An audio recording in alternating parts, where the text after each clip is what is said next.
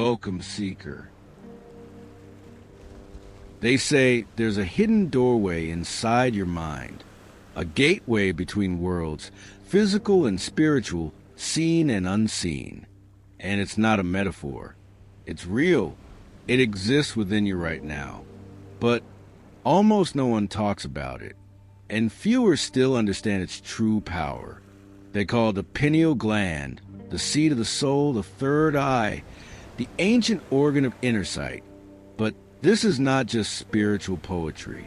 It's a key to unlocking altered states of consciousness, profound intuition, and even multidimensional awareness. So, why has this knowledge been buried? Why did ancient civilizations worship it, while modern society ignores it? Or worse, poisons it? This isn't just another video about DMT or fluoride. This is a journey into forgotten lore of the pineal gland, where mysticism, biology, and ancient secrets converge into one of the most powerful truths you were never told. In this video, we'll explore the ancient roots of the pineal gland, from the serpent cults of Egypt to the yogic mystics of the East. We'll uncover its symbolic role in spiritual awakening, hidden temples, and divine encounters. Then we'll dive into the science, not the watered-down kind, but the mind-expanding reality that modern research is only beginning to rediscover. We'll unravel its mysterious connection to light, dreams, inner vision, and perhaps even the afterlife. And more importantly, we'll explore how you can begin awakening this dormant gateway within yourself, without dogma, without superstition, just real, transformative practice that bridges the ancient and the modern. But be warned, once you begin to see through the third eye, you can never unsee. Welcome to the forgotten truth of the pineal gland. You're not just watching a video. You're stepping into a mystery that may change how you see everything. Long before modern science had a name for it, long before the pineal gland was labeled a tiny endocrine organ, the ancients revered it as something sacred, mystical, even divine. To them, it wasn't just tissue. It was technology, a built-in instrument of perception, not for seeing the outside world, but for beholding the inner one. In ancient Egypt, the Eye of Horus appears over and over again in temple carvings and ritual texts. Most people see it as a mere symbol, but anatomists have noticed something strange. The Eye of Horus, when dissected geometrically, mirrors the exact cross-section of the human brain, where the pineal gland rests, deep between the hemispheres. Coincidence? Or did the priests of Kemet know something we've forgotten? Then there's the Hindu tradition, where the pineal gland aligns with the Ajna chakra, the third eye center, the seat of divine insight, inner wisdom, and transcendent knowing. Yogic texts speak of awakening this center through meditation, breath, and light, practices that remarkably correspond with modern studies on how the pineal gland responds to circadian rhythms and sensory deprivation. The Greeks, too, held cryptic insights. The philosopher Plato referred to the soul's eye, an organ that sees truth beyond the illusions of the senses. Much later, the French philosopher René Descartes famously called the pineal gland the seat of the soul, a bridge between mind and body, the one place where he believed consciousness connected with the physical world. Why such reverence? Because the pineal gland was believed to be a gateway, not just to intuition, but to other dimensions of being. Even in Christian mysticism, the single eye is mentioned. If thine eye be single, thy whole body shall be full of light. Matthew 6, verse 22. What eye was Christ referring to? Not the two that see the material world, but the one that sees the truth. And yet, despite its cross-cultural significance, this knowledge began to fade. Why? With the rise of mechanistic science and materialist philosophy, the unseen became irrelevant. Anything that couldn't be measured, weighed, or dissected was cast aside. The pineal gland, once a jewel of esoteric wisdom, was downgraded to a vestigial oddity. Its spiritual functions dismissed. Worse still, certain powers may have preferred it that way.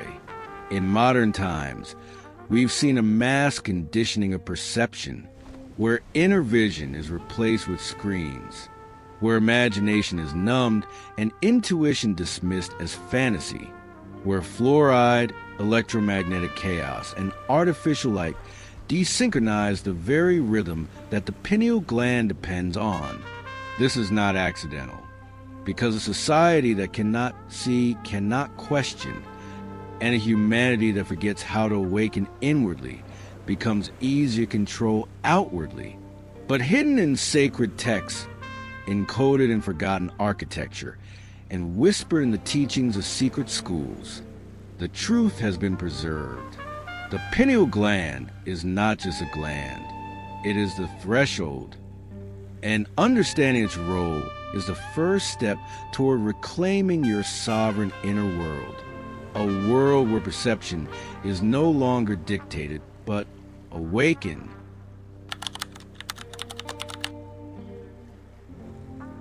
So what is the pineal gland really? Biologically, it's a tiny pine cone-shaped structure nestled at the center of the brain, between the two hemispheres, part of the epithalamus, about the size of a grain of rice. Yet it holds a function that bridges light and consciousness. It's the only unpaired gland in the brain, the loner, the watcher. And unlike other glands, it's surrounded by cerebrospinal fluid and receives one of the richest blood supplies per volume in the body, second only to the kidneys. Why such design for something supposedly vestigial? Here's where it gets interesting. The pineal gland is photosensitive. It reacts to light, even though it sits in total darkness. It produces melatonin, the hormone that governs your sleep-wake cycles, your dreams, your internal time. But melatonin is more than just a sleep aid. It regulates your perception of reality. And the deeper you go into altered states, dreams, meditation, psychedelics, the more active the pineal becomes. Some researchers believe it may even produce dimethyltryptamine, DMT, the so-called spirit molecule, naturally occurring in the human brain. Let that sink in. Your brain may contain the very same chemical found in the most profound shamanic experiences on Earth. This chemical doesn't just alter your perception, it shatters it. DMT users consistently report visions of other realms, higher intelligences, and indescribable unity. And many of them say the same thing.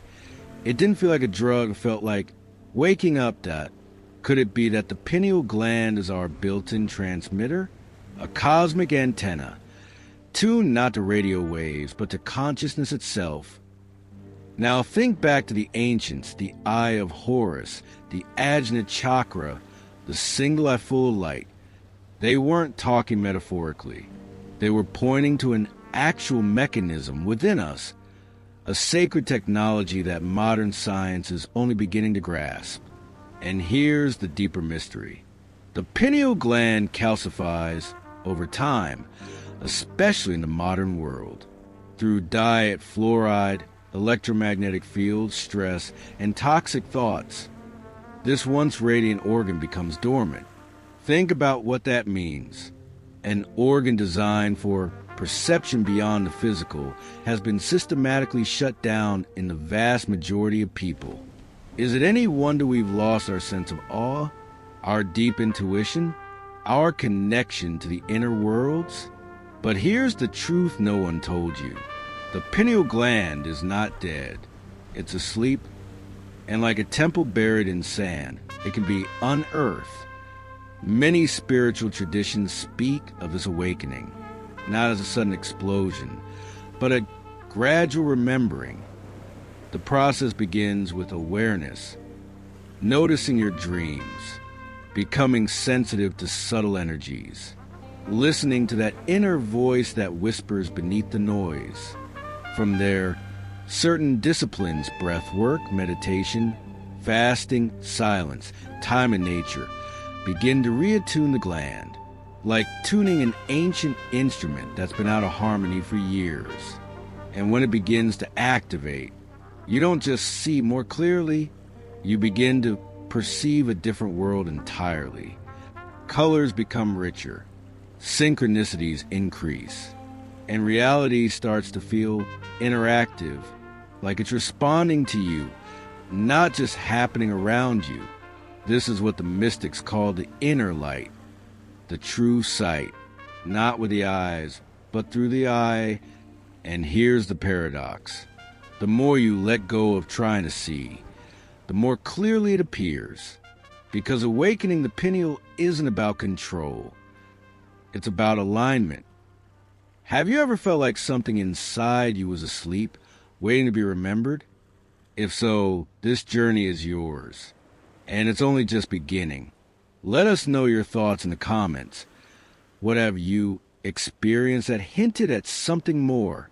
And if this resonates with you, don't forget to subscribe, because the next chapters will dive even deeper into what's been hidden in plain sight. What if the pineal gland isn't just a gate to perception, but a doorway to transcendence? The ancients weren't vague in their symbolism. In Egyptian mythology, the Eye of Horus wasn't just a spiritual metaphor. Its anatomical accuracy to the human brain is astonishing. If you overlay the Eye of Horus onto a sagittal section of the brain, the pineal gland sits exactly where the pupil would be. Coincidence? Or a message left in plain sight? In Vedic philosophy, it's the Ajna chakra, the sixth energy center, located precisely where the pineal resides. Known as a command center, it is said to govern intuition, inner vision, and divine insight. Even René Descartes, father of modern philosophy, a man often stripped of his mystical leanings, once called the pineal gland the seat of the soul. He believed it was the interface between the material body and the immaterial mind, the bridge between flesh and spirit. But here's the real enigma. Why has this knowledge been buried? Throughout history, whenever spiritual awakening threatened to eclipse control, that knowledge was suppressed. Mystery schools went underground. Sacred teachings were encoded in symbols, rituals, and art. What could not be burned or banned was ridiculed. And over time, the pineal gland became little more than a curious gland in anatomy textbooks. But those who knew always left clues. Why do you think the Vatican features a massive pine cone statue in the core of the pine cone? Why is it surrounded by Egyptian obelisks and peacocks, ancient symbols of rebirth and divine sight? Why is the staff of Osiris topped with a pine cone? Why does the rod of Dionysus, god of ecstatic vision, feature the same? These weren't decorative choices. They were quiet whispers through time. The power is within you. And here's what's even more intriguing. When activated, the pineal gland may do more than just enhance vision. It may bend the fabric of perception itself. Modern science is now exploring the possibility that consciousness isn't produced by the brain, but received by it, like a radio tuning into different frequencies. The pineal gland, with its crystalline structure and piezoelectric properties, could be that tuning device. What if dreams are not hallucinations, but real experiences in parallel planes? What if near-death experiences and spiritual visions aren't products of brain chemistry, but glimpses beyond the veil? And what if this tiny gland is the key to remembering who and what we truly are? There are stories, ancient and modern, of people who've activated the center through years of devotion, practice, and purification. They describe visions of light, timelessness, communion with higher beings, and a dissolution of the ego self. Not as fantasy, but as something more real than reality. Of course, mainstream science scoffs at these ideas. And that's fine. It's doing what it was built to do. But mysticism has always asked a different question. Not, can we measure it, but can we experience it? And if the pineal gland truly is a gate, then fear, doubt, and ignorance are the locks.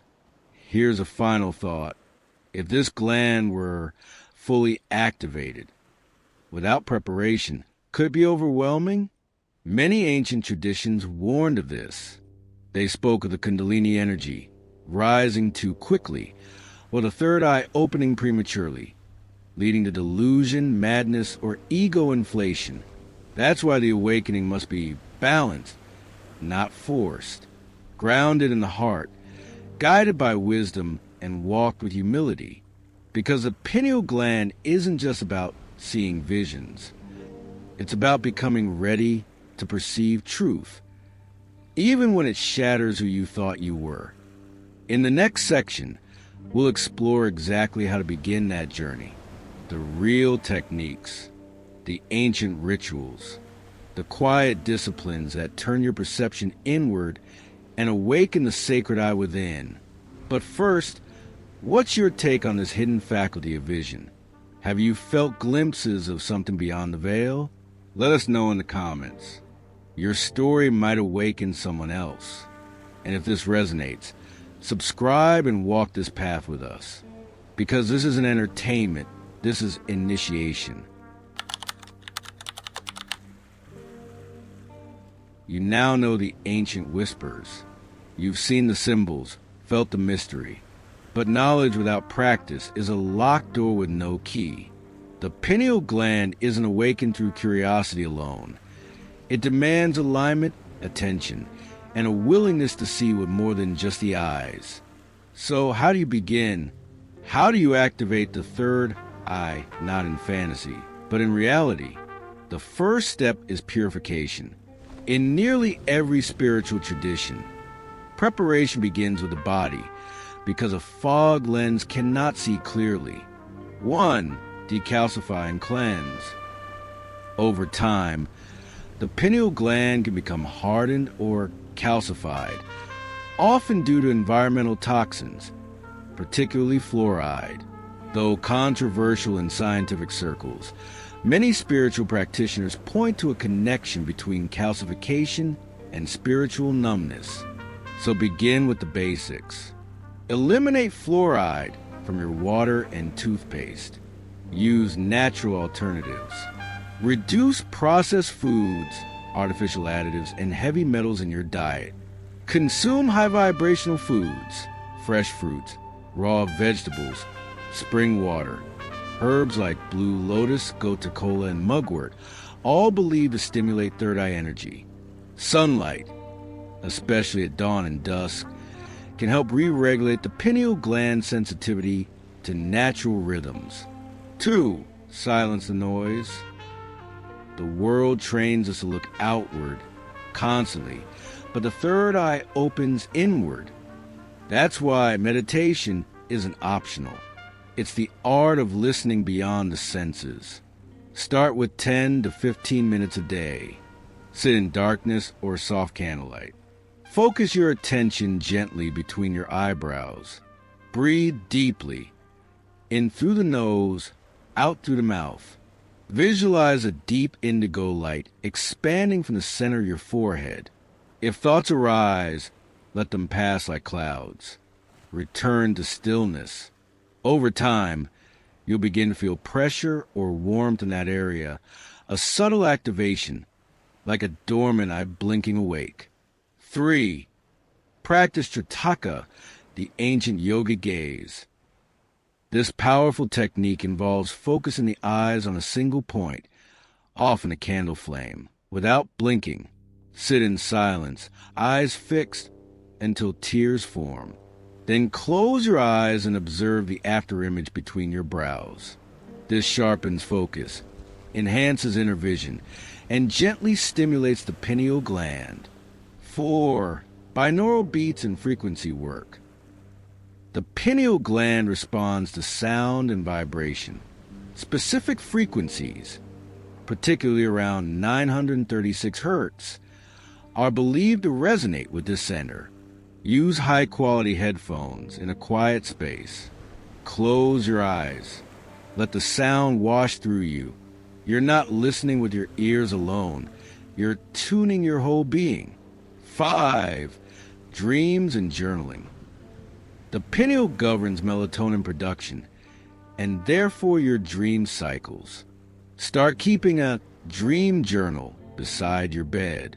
As you develop awareness of your dreams, you awaken your inner observer, a key step in activating the third eye. Over time, you may begin to lucid dream, astral project, or receive symbolic guidance through your visions. And when this begins, the real journey starts. But here's the hidden truth. This path requires discipline. Not force, not obsession, but gentle, steady practice.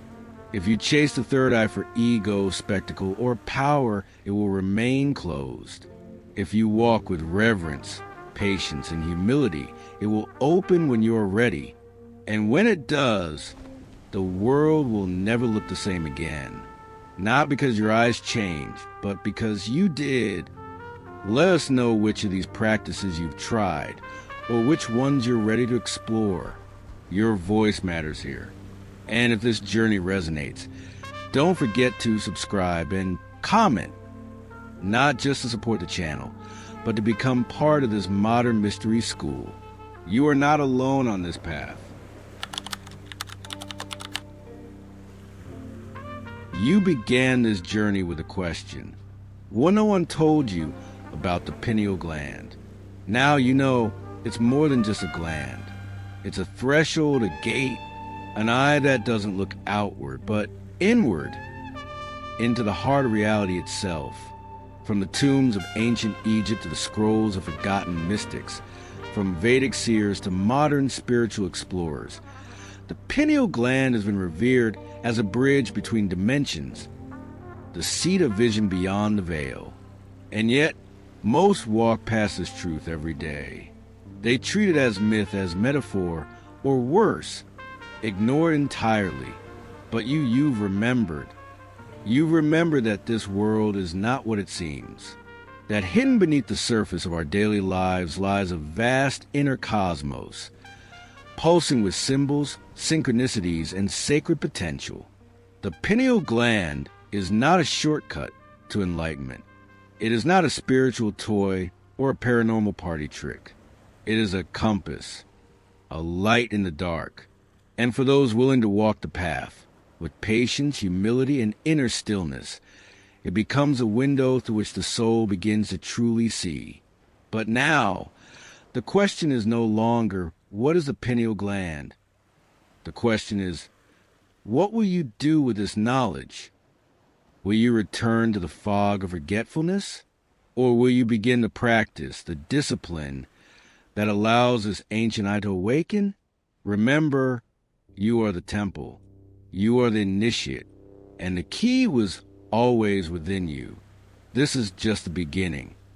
If this exploration stirred something within you, a memory, a longing, a quiet voice, let be heard. Comment below with your reflections, your questions, your experiences. Subscribe and join this circle of seekers where we unlock the forgotten, reveal the hidden, and remember the wisdom that was never truly lost. Until next time, keep your inner eye open and walk gently between worlds.